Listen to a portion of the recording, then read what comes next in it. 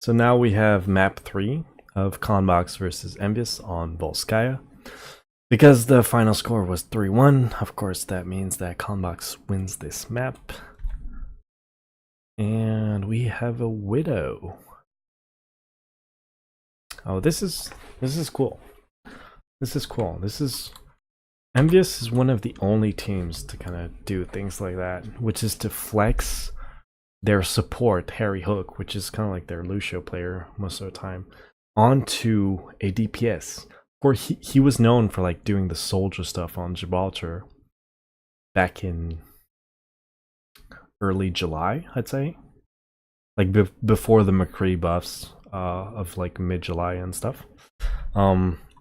So they go for a single tank where they're just gonna have Winston, two supports, putting Coco, their main tank, on the Lucio, keeping chips on the Ana, in order to have not only a Widowmaker, but also two flankers. That's cool stuff. This kind of flexibility, like, you don't see it from any team. EnvyUs is really the only team that kind of does stuff like that. Like, I mean, you could talk about Dignitas and how our tier was like kind of like a top tier McCree, but then they swapped him to like Lucio, but now he's not even with Dignitas anymore, so that doesn't matter. But yeah, this is kind of interesting. On the side of ConboxT, triple dive. So standard 2-2 except with a Winston and then double flankers, which they seem to really like for some reason. You gotta wonder if there's not like some hero pool problems on the side of ConboxT, because we didn't see Liz do all that much on anything except a tracer. Gamsu did play Reinhardt a tiny bit on Nepal. He's been on Reinhardt quite a bit, but yeah. They don't seem to swap all that much, their compositions. Which kind of tells me that that's maybe like the only comp they're really comfortable playing. Okay, so anyway, why are we excited about the Widow? Of course, Widow got buffed. Not by a whole lot, just the animation's a bit shorter on her scoping. But she's used, like, before she got nerfed, she was like the pick, like the hero to get picks, right? So you used it on attack in order to get an early pick on whoever, like on someone on the defense, basically. Now, after she got nerfed and, you know, wasn't used anymore, Hanzo kind of took that spot of like the guy that can just instantly kill someone, and therefore all of a sudden you're like 6 versus 5, right? But with the Widow nerfs, we're seeing a Widow pick, which is cool. Widow buffs, Widow buffs. I actually, I'm kind of excited to see if a team's ever gonna try to go for like Hanzo plus Widow, maybe on like some King's Row attack or something.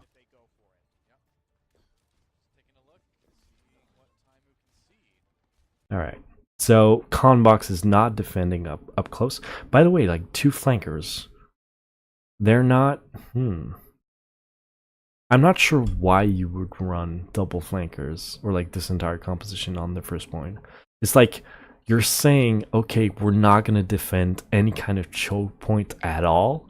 We're not going to set up on any kind of high ground with hit scans. We're just going to let you get in there and we're going to fight you like if it was a King of the Hill capture point. Which is odd. Very odd.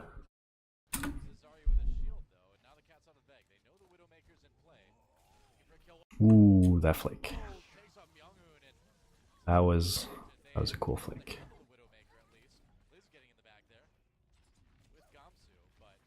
Alright, so now, okay, EnvyUs gets a pick with the Widow, which is all you have to do on Widow. Like, you get an early pick, like you've done your job basically. And with all these kind of flankers we have on both teams, it's all gonna be like, okay, let's just do some crazy shit on the point. And it looks like ConboxT has already kind of lost the point because of the pick and the subsequent like kind of focus fire from flankers, plus the Winston, of course. So it's like these guys have triple dive and then 2 supports and a Zarya. These guys have triple dive and then 2 supports and a Widow, right? So the Widow's gonna get an early pick, and all of a sudden you have these 3 guys that can dive, and I think it was the Genji that they picked. So then, like, where's your firepower, right? It's gonna be just a Winston and a Tracer for like all your team's damage, pretty much. Because like the Zarya can't really chase around flankers, right? And these are just supports.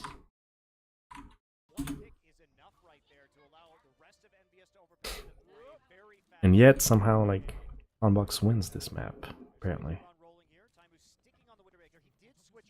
The same thing, like just Widow, you just go main, you look, you give information to your team, you do damage, which is going to help him charge his ultimate to have wall hack.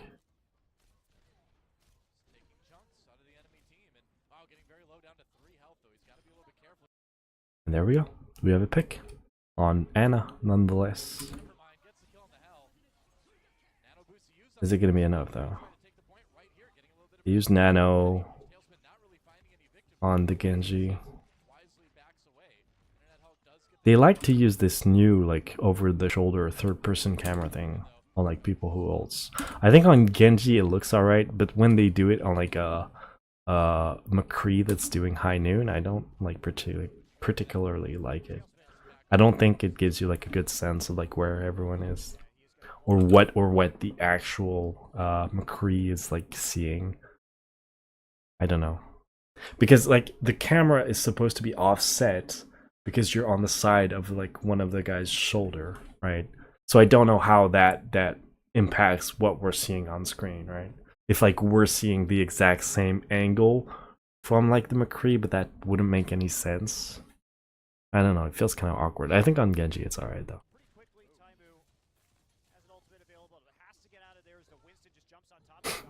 Okay, yeah, about the Widow.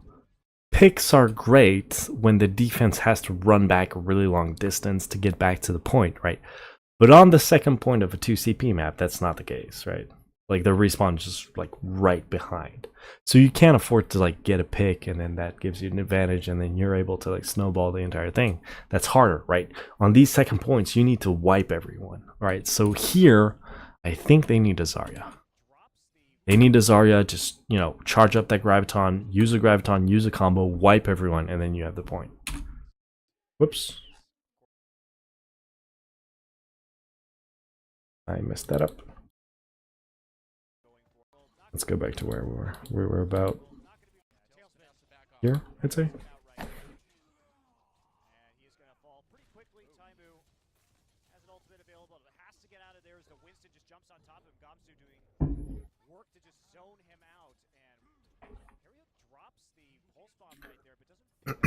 So no swaps as of yet.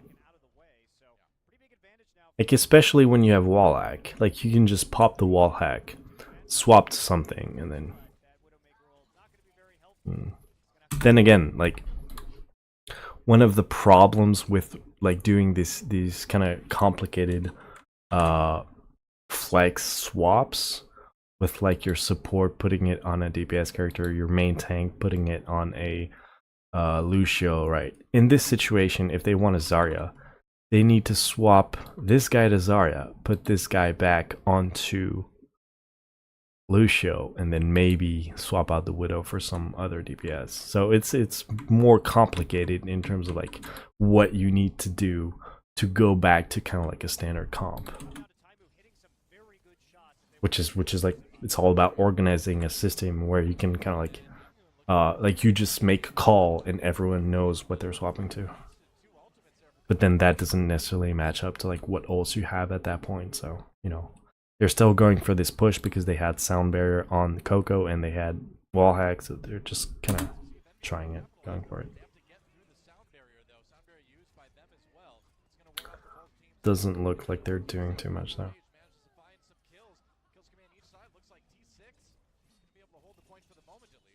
Liz is doing pretty good on Tracer. Like, I think that's the only thing he's played, except for like the tiny bit where he was on Reaper, but even then, like, I don't think he did too much. He's been on Tracer pretty much this entire series. And like Zumba has literally only played Zarya this series. Same for like supports, no support swaps. Gamsu's been on Reinhardt and Winston a bit. Myung Hoon has been either on Genji or Reaper. That's it, I think. Yeah, it's kind of weird. Like, yeah. I mean, they must play other stuff. Okay, so we have a Graviton by Conbox. They use a Pulse Bomb in there. Did they use a support ult to counter that? No. That's interesting. Nano Blade. Tailspin really doesn't get too much.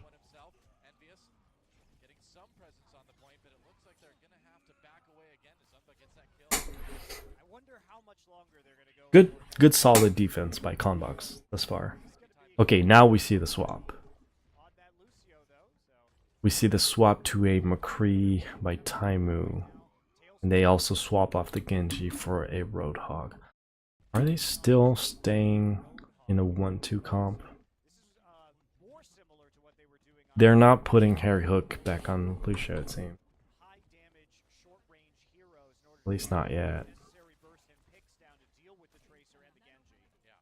The Roadhog here is not great in my opinion because it's the same kind of problem as the Widow has. Because maybe not as much, but it's about getting picks with the Roadhog, right? But picks aren't necessarily as valuable on these kind of like second points in 2CP. But he does, like, if he's able to have the whole hog, that is a great ultimate to like hold people off the point towards the end there. But I think a Zarya, they need a Zarya right now. They're not willing to go for that, it seems, just now.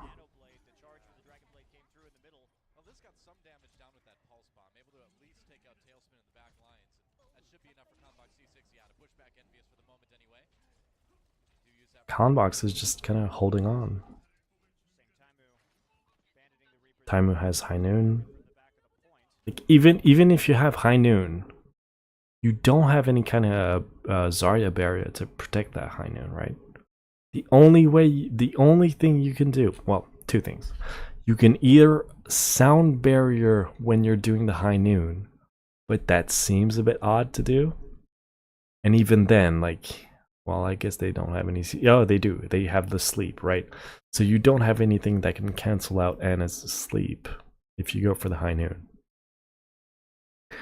Or the other alternative is to have like the Winston stay with the McCree when he's High Nooning, pop his shield on top of the McCree, and then the Winston can do some other stuff.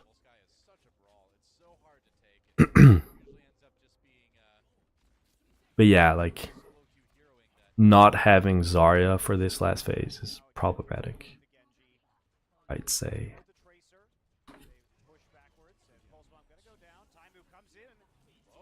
He gets Anna.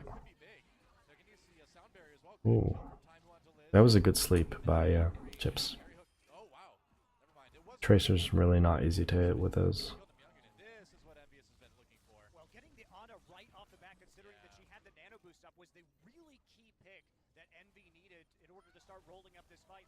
So their Reaper used Blossom.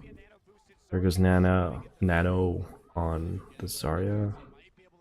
Which is not a bad target to Nano, especially when she's pretty charged.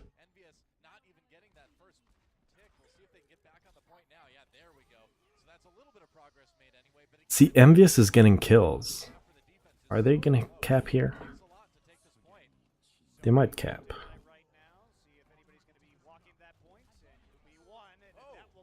Graviton, Pulse Bomb, bam.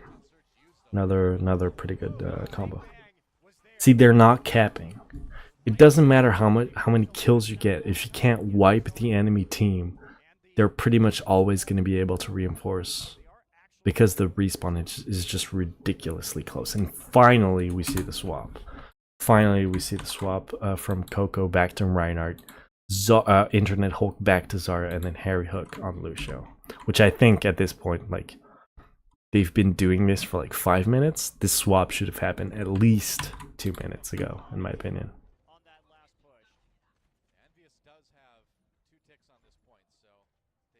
Because like even if they kept now, in terms of time bank, that's not really great for like Volskaya. And like the swap is so late that your Graviton, you're only gonna have it pretty much in overtime, not before that.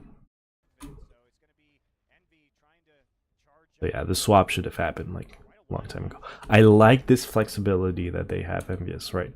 But at some point you need to kind of pull the plug, say this isn't working, let's go back to something more standard.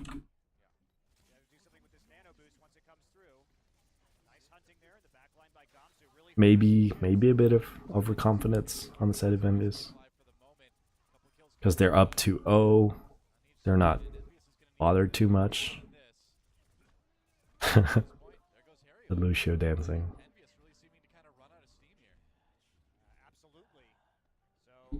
Alright. So you might think, oh, well, you know, they did a push so that Zarya can charge up at her ults. Well, look on the other side. They have 4 ults. They don't have Graviton. Okay, sure, but he's exactly the same charge as like Internet Hulk. So if it does get to that, it's not like the Gravitons, like both teams are gonna have Graviton basically. If it does get to that.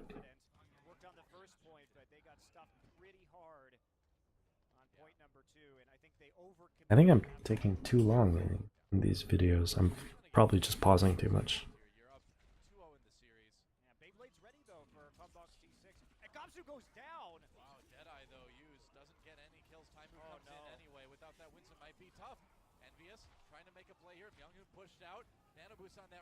So they nano boosted Coco instead of maybe nano boosting Tailspin for the whole hog combo.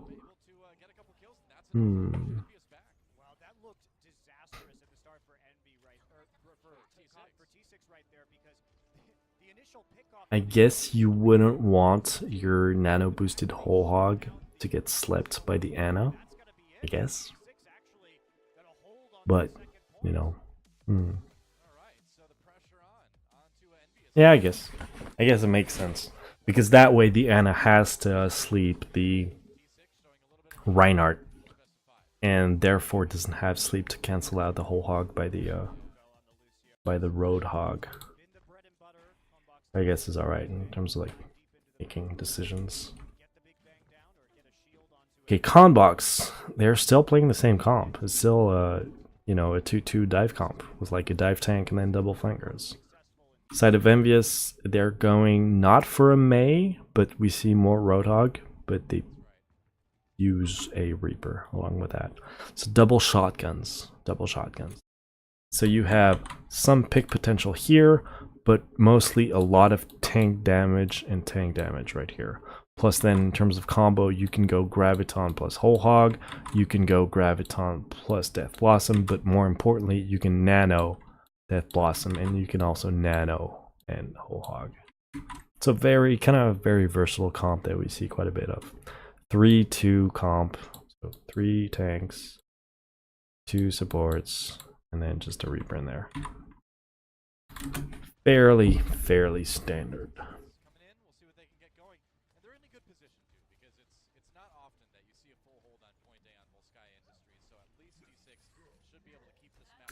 Look, that was a bit far. You really think he was gonna get that? Ooh, that time is going all over the place with these hooks.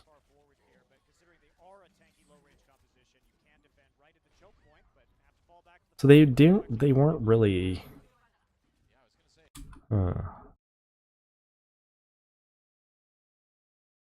Right, so the big problem that Conbox was having on Eichenwald was that they had all these flankers. Flanker, diver. Okay, all these guys that jump in. But EnvyUs had the Mei, right? All of a sudden, yes, you have damage. You have a lot of damage, but you don't have that much crowd control, right?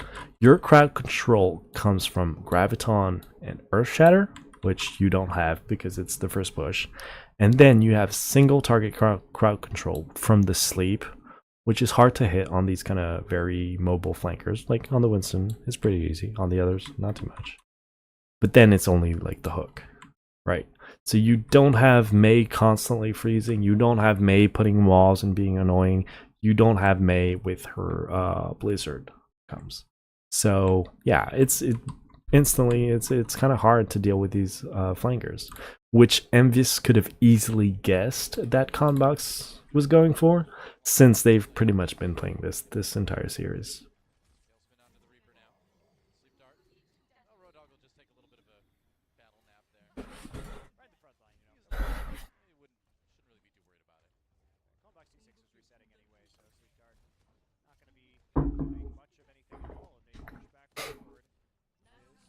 So ult-wise, we're getting close to the nanos. Okay, Monkey jumps in. Good charge by Coco. Coco is just one of the clutches. He jumped off with that charge. Coco is just a really, really solid tank that, you know, very rarely misses like Earth Shatters and charge. It's also pretty good Zarya. They used Nano on the Reaper. He almost has ult. Almost has Blossom.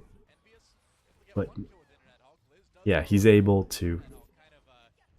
You know, for as much as people are talking about the Beyblade, the Nano Blossom and how it's OP, blah blah blah blah blah blah, it's almost better to not go for that combo and be able to, on one push have the Blossom, on the other push just use Nano on the Reaper and have the Reaper doing damage that way.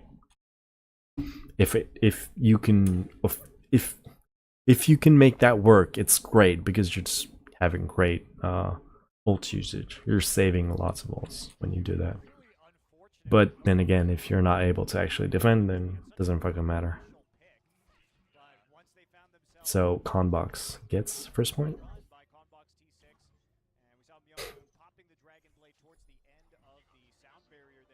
Now, I wasn't paying attention too much to Zumba's ult charge, but this is kind of weird that he's only half of Internet Hulk's charge. He probably died early. That could be, well, they're on attack, but had he not died and had Graviton right here, they can just like snowball this entire map and then just win the map right away. Maybe they're still gonna do that.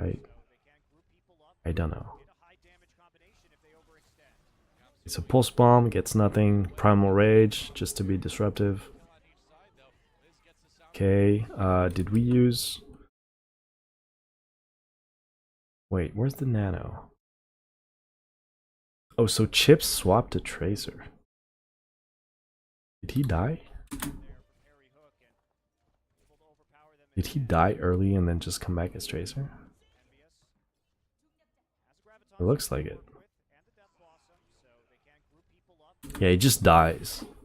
He just dies to the enemy Ana, so that means he was probably peeking, try to get some damage in to charge his ult faster. But the problem is, like, the Ana's on the other side shooting back, right? So if you get picked, and then that's a problem. So he's gonna have to sacrifice, in order to help his team and go on the Tracer to reinforce faster, he's gonna sacrifice a third of an ult charge, which is alright, I guess. If that helps you stall out, it's worth it.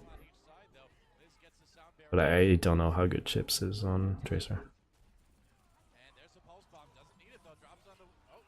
Oh, good shit by Liz. Yeah, Liz, he seems like a pretty good Tracer. But like, playing one hero is not enough to really compete at the highest level, in my opinion. So now Zumba has Graviton. So they've gone for this kind of prolonged fight over the past minute or so, but now they have Graviton. So if they get a good Graviton and are able to, you know, get like 2, 3, maybe 4 people inside, you can just win the map off of that, because you just wipe them together. That, you know, kind of stops them from going back on the point one by one. However, EnvyUs swaps to the stall comp when you're in panic mode. So they have the tracer, the chips went on, and they swap to the Diva and the Mei, and also the Winston, I guess. So they're like in full panic mode to like stall this point. Where's the Graviton? Where's the Graviton? Sound barriers. Okay, now we have Genji ults. He's just ulting right away? I'm not sure I like that. Probably better just to wait for the Graviton.